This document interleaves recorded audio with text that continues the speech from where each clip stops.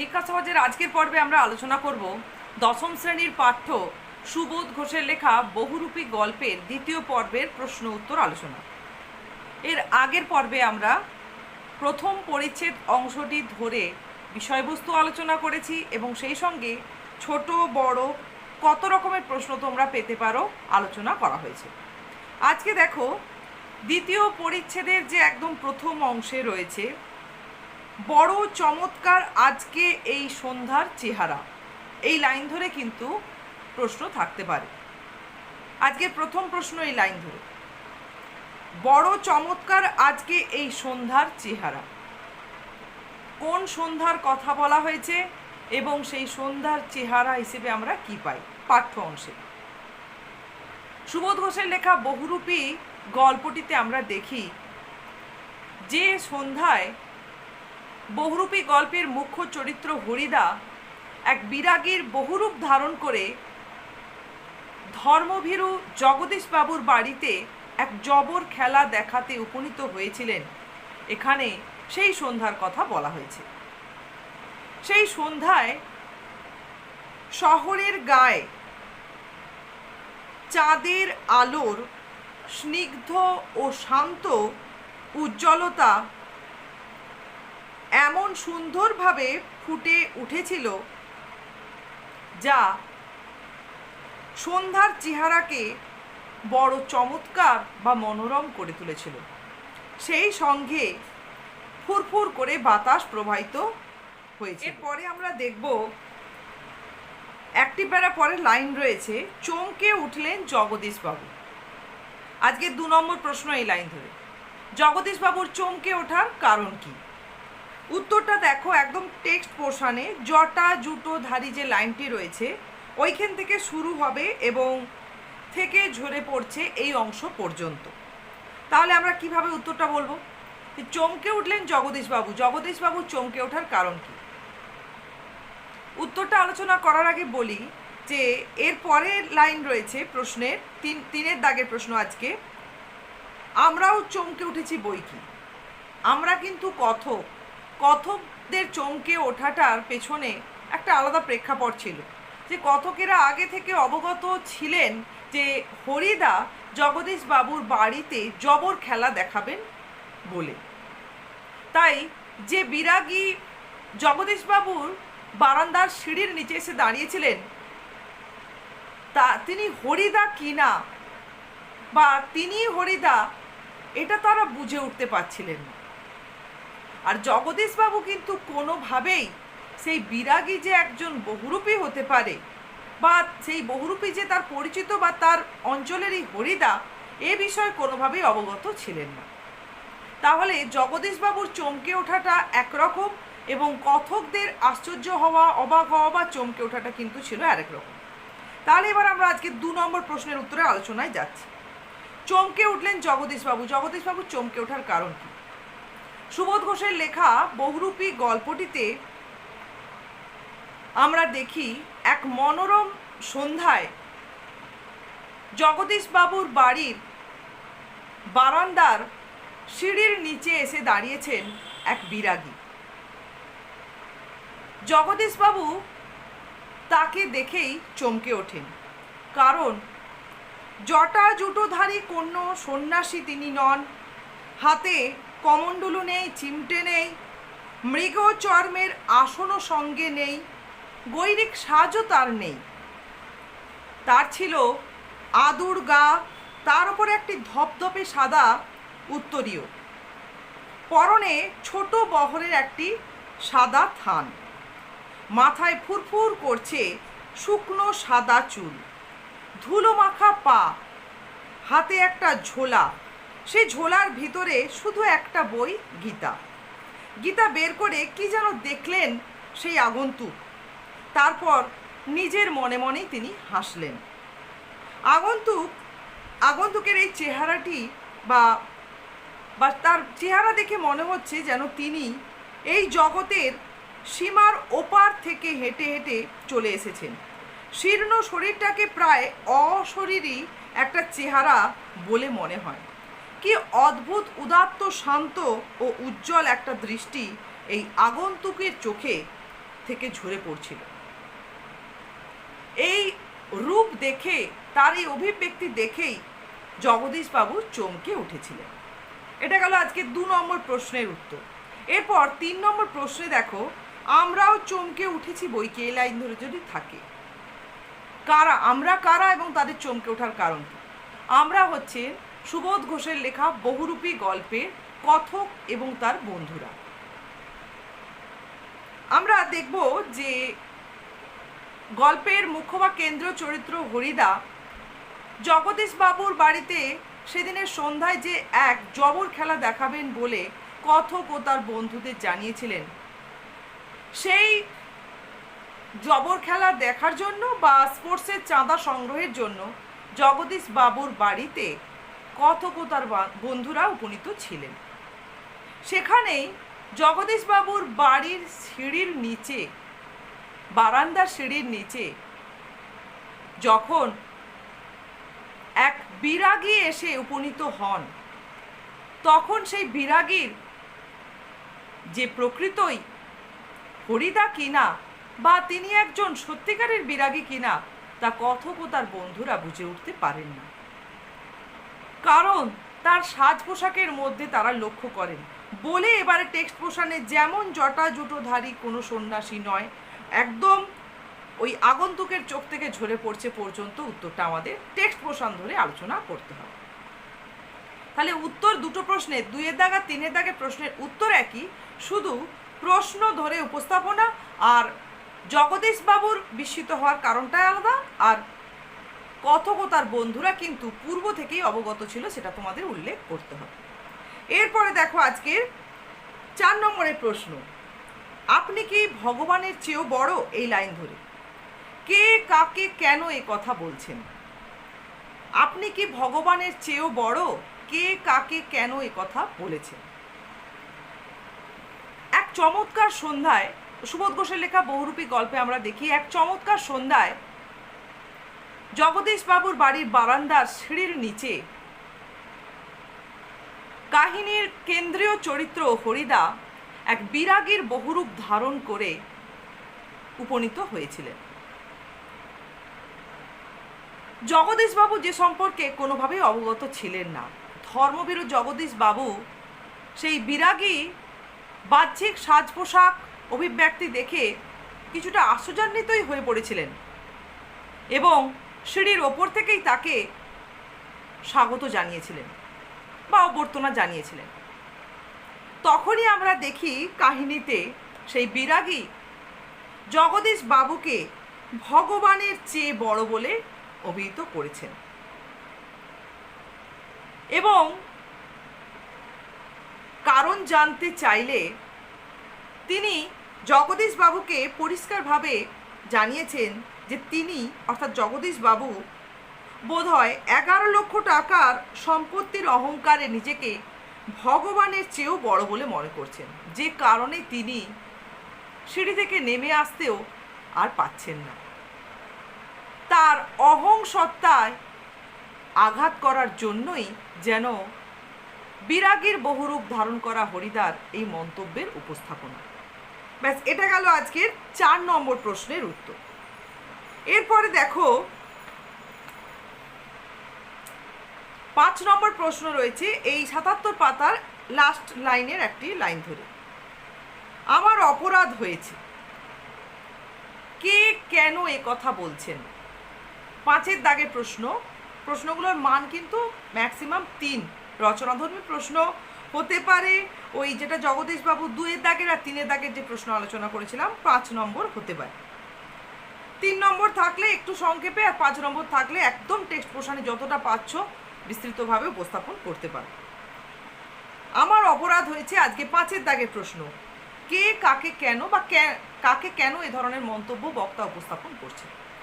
এর আগের যে 4 দাগের প্রশ্নটা আলোচনা করলাম সেই প্রসঙ্গেই আমরা বলবো যে সুবোধ ঘোষের লেখা বহুরূপী গল্পে আমরা দেখি যে জগদীশবাবুর বাড়িতে যখন এক বিরাগী বা কাহিনীর কেন্দ্রীয় চরিত্র হরিদা যখন এক বিরাগীর বহুরূপ ধারণ করে উপনীত হয়েছিলেন, জগদীশবাবু, ধর্মভীরু জগদীশবাবু কিন্তু সে বিষয়ে কোনোভাবেই অবগত ছিলেন না। তিনি হরিদাকে হরিদা বলে চিনতে পারেননি, বরং একজন বিরাগী বলেই মনে করেছিলেন। কিছুটা অবাক হয়েই তাকে সিঁড়ির ওপর থেকে দাঁড়িয়ে অভ্যর্থনা জানিয়েছিলেন, কিন্তু পর মুহূর্তেই সেই বিরাগীর জগদীশবাবুর অহংসত্তায় আঘাত হনন করে মন্তব্য তাকে বিচলিত করে তোলে যে জগদীশবাবু যেন তাকে নিজেকে ভগবানের চেয়েও বড় বলে মনে করছেন, এবং তিনি যে 11 লক্ষ টাকার সম্পত্তির অহংকারে অন্ধ হয়েই সিঁড়ির ওপরে দাঁড়িয়ে রয়েছেন, নিচে নেমে আসতে পারছেন না। এই মন্তব্য উপস্থাপনায় সঙ্গে সঙ্গে জগদীশবাবুর মধ্যে এক প্রবল অপরাধবোধ দেখা দেয় এবং তিনি সিঁড়ি থেকে মুহূর্তের মধ্যে নিচে সেই বিরাগীর কাছে নেমে এসে ক্ষমা প্রার্থনা করতে গিয়েই এই মন্তব্য উপস্থাপনা করেন। ব্যাস, এরপরে আমরা পরের পাতায় যাচ্ছি, কি লাইন ধরে প্রশ্ন থাকতে পারে দেখব। এরপরে আজকের 6 দাগের প্রশ্ন লাইন হচ্ছে, এসব ভাষা কি হরিদার মুখের ভাষা হতে পারে? এটা 6 দাগের প্রশ্ন। তবে তার আগে দেখো একটি ছোট প্রশ্ন রয়েছে, ওই লাইনটির ঠিক আগে রয়েছে যে এদিকে ভবতোষ আমার কানের কাছে ফিসফিস করে, না হরিদা না, নয়, হতেই পারে না, অসম্ভব, হরিদার গলার স্বর এরকমেরই নয়। এই কথাগুলো কিন্তু ভালো করে মনে রাখতে হবে। এখানে যে কোনো কথা তুলে থাকতে পারে এই লাইনের বক্তাকে। এই লাইনের বক্তা ছিল কিন্তু ভবতোষ। এরপরে আজকে 6 দাগের যে প্রশ্ন দিচ্ছি, এসব ভাষা কি হরিদার মুখের ভাষা হতে পারে? এই লাইনের বক্তা হচ্ছে অনাদি। তাহলে কথকের যে বন্ধুরা ছিলেন, কথক সহ যে 4 জন ছিলেন, তার মধ্যে এক বন্ধু ভবতোষ এক কথা বলছেন আর অনাদি আর এক কথা বলছেন। কে কোন কথাগুলো বলছেন এগুলো কিন্তু ভেরি শর্ট অ্যান্সার টাইপ বা এমসিকিউর ক্ষেত্রেও থাকতে পারে। সে কারণে তোমাদের টেক্সট পোর্শনটাও কিন্তু ভালো করে পড়তে হবে, নাহলে উত্তর কেন, ছোট প্রশ্ন কেন, কোনোটাই বুঝতে পারবে না। তাহলে 6 দাগের এখানে কি প্রশ্ন থাকবে এই লাইন ধরে? এসব ভাষা কি হরিদার মুখের ভাষা হতে পারে? কে কেন এ ধরনের মন্তব্য করেছে? তাহলে আলোচ্য পাঠ্য অংশে আমরা দেখব কথকের বন্ধু অনাদি এ ধরনের মন্তব্য করেছে। কারণ কি না, জগদীশবাবুর বাড়িতে কাহিনীর কেন্দ্র চরিত্র, মুখ্য চরিত্র হরিদা এক বিরাগীর বহুরূপ ধারণ করে যখন উপনীত হয়েছেন, সেখানে কথকেরা পূর্ব থেকে হরিদার জবর খেলা দেখার কথা জানতে পারলেও সেই বিরাগীর মধ্যে হরিদাকে কিছুতেই খুঁজে পান না। দেখা যায় জগদীশবাবু আশ্চর্যান্বিত হয়ে যখন সিঁড়ির ওপর থেকে বিরাগীকে অভ্যর্থনা জানিয়েছিলেন, বিরাগীটি নিঃসন্দেহে বা নিঃসন্দেহে নয়, নির্দ্বিধায় জগদীশবাবুকে বা জগদীশবাবুর অহংসত্তায় আঘাত হনন করে জগদীশবাবু যে ভগবানের চেয়ে বড় বলে নিজেকে মনে করছেন এ ধরনের মন্তব্য উপস্থাপন করেন। এরপর জগদীশবাবু অপরাধ বোধ থেকে ক্ষমা প্রার্থনা করলে তিনি স্পষ্ট ভাষায় জানান যে তিনি বিরাগী, রাগ নামে তার কোনো রিপু নেই, কোনো একদিন হয়তো ছিল, সেটা পূর্বজন্মের কথা। এরপর আমরা পাঠ্য অংশে দেখি যে জগদীশবাবুর বাড়িতে ঠান্ডা জল পান করে হাঁপ ছেড়ে যেন বাঁচলেন সেই বিরাগী। ঠিক পর মুহূর্তেই তিনি পরম সুখ সম্পর্কে জানিয়েছেন যে পরম সুখ হলো বা সমস্ত সুখের বন্ধন থেকে মুক্তি লাভ। সেই বিরাগীর মুখ থেকে একের পর এক এই ধরনের কথা শোনার পর অনাদি আর নিজেকে আটকে রাখতে পারে না। এই ভাষা কখনোই হরিদার মুখের ভাষা হতে পারে না বলে মন্তব্য করে, বা এতটা দার্শনিকতায় ভরা কথা যে হরিদার ভাষা হতে পারে বলে অনাদি মনে করতে পারেন। এটা গেল আজকের 6 নম্বর প্রশ্ন। এরপরে দেখো একটি লাইন রয়েছে ছোট প্রশ্নের জন্য, আপনার কাছে এটা আমার প্রাণের অনুরোধ। প্রাণের অনুরোধটি কি? 1 নম্বরে যদি প্রশ্ন থাকে ভেরি শর্ট অ্যান্সার টাইপের ক্ষেত্রে, জগদীশবাবু তার বাড়িতে যে বিরাগী এসেছিলেন এক মনোরম বা চমৎকার সন্ধ্যায়, সেই বিরাগীকে কয়েকটা দিন তার বাড়িতে থাকার জন্য অনুরোধ জানিয়েছিলেন। এটাই ছিল জগদীশবাবুর প্রাণের অনুরোধ। ছোট প্রশ্ন। এরপরে সাতের দাগের প্রশ্ন দেখো আজকে, তারপরের দুটো তিনটে লাইন করেই রয়েছে।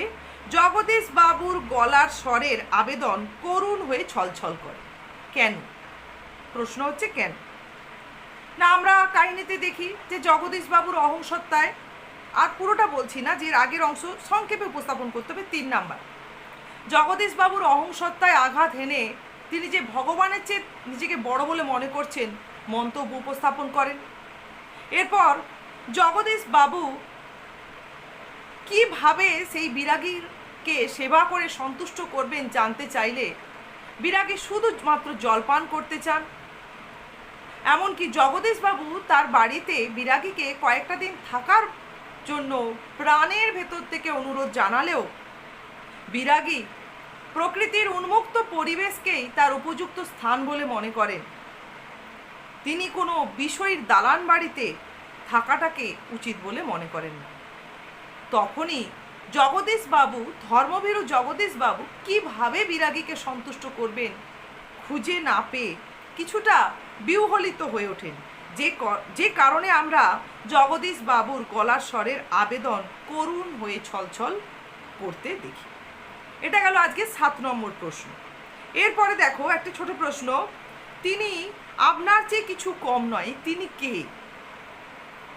7-এর দাগে যে প্রশ্নর 2 লাইন 3টে লাইন পরেই রয়েছে। এই তিনি হচ্ছেন পরমেশ্বর বা জগদীশ্বর। বক্তা ছিলেন এখানে সেই বিরাগী বহুরূপী হরিদা। এরপর আজকে আমরা 8-এর দাগে প্রশ্ন পাবো, তবে কিছু উপদেশ শুনিয়ে যান বিরাগীজি। তাহলে এখানে বিরাগীজি কোন উপদেশ শুনিয়েছিলেন জগদীশ বাবুকে বা বক্তাকে, তার ঠিক পরের অংশেই দেখব। পাঠ্য অংশে আমরা দেখি যে বিরাগী উপদেশ স্বরূপ জানিয়েছিলেন, ধন জন যৌবন কিছুই নয়, এগুলো হলো সুন্দর সুন্দর এক একটি বঞ্চনা। মন প্রাণের সব আকাঙ্ক্ষা নিয়ে শুধু সেই একজনের অর্থাৎ পরমেশ্বরের আপন হতে চেষ্টা করতে হবে, যাকে পেলে সৃষ্টির সব ঐশ্বর্য পাওয়া হবে বলে মনে করেছেন বিরাগী। এই উপদেশই তিনি জগদীশ বাবুর কাছে উপস্থাপন করেছিলেন। এরপরে দেখো আবার একটি ছোট প্রশ্ন, যে ভবতোষ আবার ফিসফিস করছে কথকের কানের কাছে, না না ওই চোখ কি হরিদার চোখ হতে পারে? লাইন ধরে, ওই চোখ কি হরিদার চোখ হতে পারে? বক্তাকে, বক্তা হচ্ছে কিন্তু ভবতোষ। তাহলে ভবতোষ এখানে 2টো কথা বলছে আর অনাদির একটা কথা রয়েছে। তাহলে এখানে কোন চোখের কথা বলা হয়েছে, এটা একটা ছোট প্রশ্ন। দেখা গেছিল যে চাঁদের আলোর চেয়েও, সেদিনের চাঁদের আলোর চেয়েও যেন এক স্নিগ্ধ জ্যোৎস্না বহুরূপী হরিদা যে বিরাগীর বহুরূপ ধারণ করে উপনীত হয়েছিলেন তার চোখ দিয়ে ঝরে পড়ছিল। এখানে সেই বিরাগীর চোখের কথাই তুলে ধরা হয়েছে, বা এই ধরনের চোখের প্রসঙ্গ এখানে উপস্থাপন করা হয়েছে। এরপরে আবার একটা ছোট প্রশ্ন, যে কত টাকা বিরাগীকে জগদীশবাবু দক্ষিণা দিতে চেয়েছিলেন? 101 টাকা। এরপর আমরা যাচ্ছি 9-এর দাগের প্রশ্ন, ব্যাকুল স্বরে প্রার্থনা করেন জগদীশবাবু। জগদীশবাবুর স্বরে ব্যাকুলতার কারণ কি? এটা রচনাধর্মী হতে পারে। 5 নম্বর, তাহলে আমরা কাহিনীতে দেখছি যে জগদীশবাবুর অহংসত্তায় আঘাত হনন করে বিরাগী জগদীশবাবু যে নিজেকে ভগবানের চেয়ে বড় বলে মনে করছেন এ প্রসঙ্গ উপস্থাপন করায় জগদীশবাবু অপরাধ বোধে ভোগেন, ক্ষমা প্রার্থনা করেন। এরপর যেভাবেই হোক সেবা করে তিনি সেই বিরাগীকে সন্তুষ্ট করতে চান। শুধুমাত্র জলই প্রার্থনা করেছিলেন। তারপরে আমরা দেখি যে তার বাড়িতে কয়েকদিন থাকার জন্য অনুরোধ জানান, সে অনুরোধও বিরাগী প্রত্যাখ্যান করেন। বিষয়ের দালান বাড়িতে তিনি থাকতে চান না, এই বিশ্ব চরাচরই তার উপযুক্ত স্থান বলে তিনি মনে করেছেন। জগদীশবাবু যেভাবেই হোক তাকে সেবা দেওয়ার জন্য বা সেবা করবার জন্য প্রচেষ্টা করতেই থাকেন। দেখা যায় শেষমেশ কোনো কিছু না করতে পেরে সেই বিরাগীর মুখ থেকে 2-একটা উপদেশ বাণীও শোনার ইচ্ছা প্রকাশ করে। এরপর যখন সেই স্থান ত্যাগ করতে উদ্যত হন বিরাগী, তাকে কিছুক্ষণ অপেক্ষা করিয়ে 101 টাকা তার তীর্থ ভ্রমণের জন্য দক্ষিণা স্বরূপ প্রদান করে নিজে পুণ্য সঞ্চয় করার চেষ্টা করেন। দেখা যায় যে এই প্রার্থনা করতে গিয়ে, এই প্রণামী গ্রহণের প্রার্থনা জানাতে গিয়েই জগদীশ বাবুর স্বরে ব্যাকুলতার বহিঃপ্রকাশ। এরপরে আমরা চলে যাচ্ছি যে এই পরিচ্ছেদের একদম শেষ অংশে আজকে 10-এর দাগের প্রশ্ন। সেদিকে ভুলেও একবার তাকালেন না বিরাগী। কেন তাকালেন না? কোন দিকে কেন তাকালেন না? তাহলে জগদীশ বাবু যে 101 টাকা তীর্থ ভ্রমণের দক্ষিণা স্বরূপ বিরাগীকে দিতে চেয়েছিলেন, সেই দক্ষিণার দিকে একবারও ঘুরে তাকাননি। কেন না? আমরা কাহিনীতে দেখি বা পাঠ্য অংশে দেখি যে বহুরূপী হরিদা, যিনি এক বিরাগীর বহুরূপ ধারণ করে জগদীশ বাবুর বাড়িতে উপনীত হয়েছিলেন, তার বক্তব্য অনুসারে বা তিনি মনে করেন যে মানুষের বুকের ভিতরেই সব তীর্থ, ভ্রমণ করে দেখবার তো কোনো প্রয়োজন নেই। তিনি যেমন করে ধুলো মারিয়ে যান, তেমন করে অনায়াসে সোনাও বা যে কোনো মূল্যকে মারিয়ে যেতে পারেন, যে কারণে তিনি কোনোভাবেই সেই দক্ষিণার দিকে ঘুরে দেখেননি। এটা 3 নম্বরের প্রশ্ন। তাহলে আজ আমরা এতটাই আলোচনা করলাম। এরপরে কিছুটাই অংশ বাকি রয়েছে, তৃতীয় পরিচ্ছেদ। এর পরের পর্বে এই পাঠ্য অংশটা আমরা আলোচনা শেষ করব।